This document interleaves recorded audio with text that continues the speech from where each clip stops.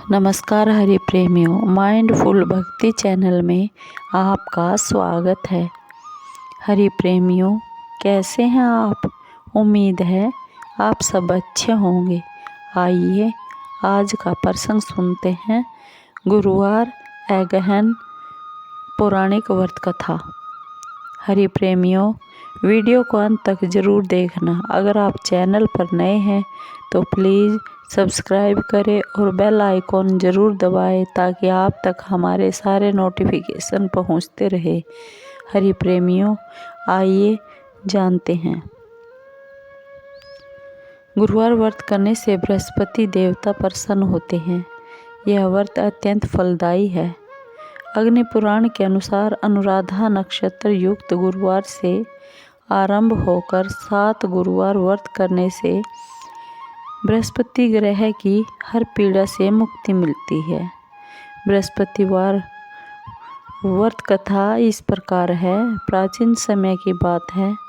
एक नगर में एक बड़ा व्यापारी रहता था। वह जहाज़ों में माल लदवाकर दूसरे देशों में भेजा करता था। वह जिस प्रकार अधिक धन कमाता था, उसी प्रकार जी खोलकर दान भी करता था। परंतु उसकी पत्नी अत्यंत कंजूस थी। वह किसी को एक दमड़ी भी नहीं देने देती थी। एक बार सेठ जब दूसरे देश व्यापार करने गया तो पीछे से बृहस्पति देव ने साधु वेश में उसकी पत्नी से भिक्षा मांगी। व्यापारी की पत्नी बृहस्पति देव से बोली, हे साधु महाराज, मैं इस दान और पुण्य से तंग आ गई हूँ।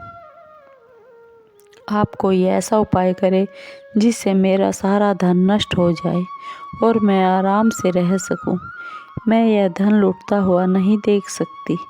बृहस्पति देव ने कहा, हे देवी, तुम बड़ी विचित्र हो।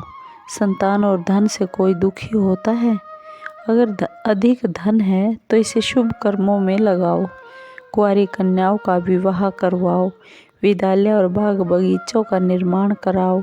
ऐसे पुण्य कार्य करने से तुम्हारा लोक परलोक सार्थक हो सकता है।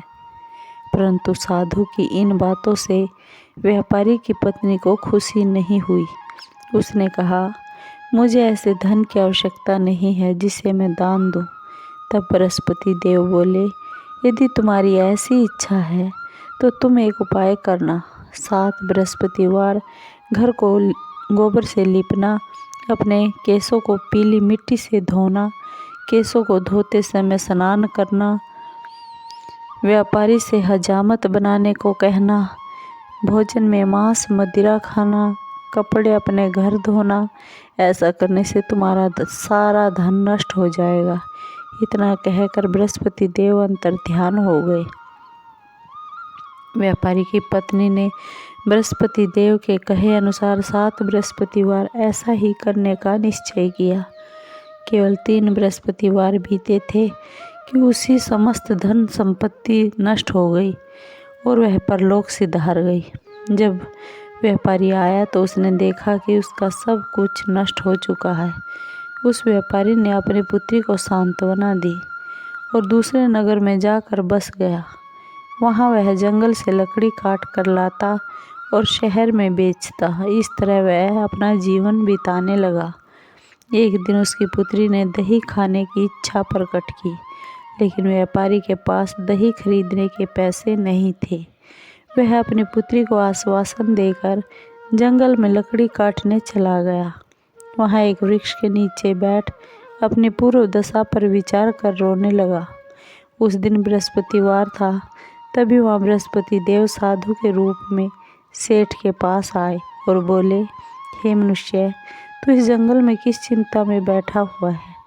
तब व्यापारी बोला, हे महाराज, आप सब कुछ जानते हैं। इतना कहकर व्यापारी अपनी कहानी सुनाकर रो पड़ा। बृहस्पति देव बोले, देखो बेटा, तुम्हारी पत्नी ने बृहस्पति देव का अपमान किया था, इसी कारण तुम्हारा यह हाल हुआ है। लेकिन अब तुम किसी प्रकार की चिंता मत करो।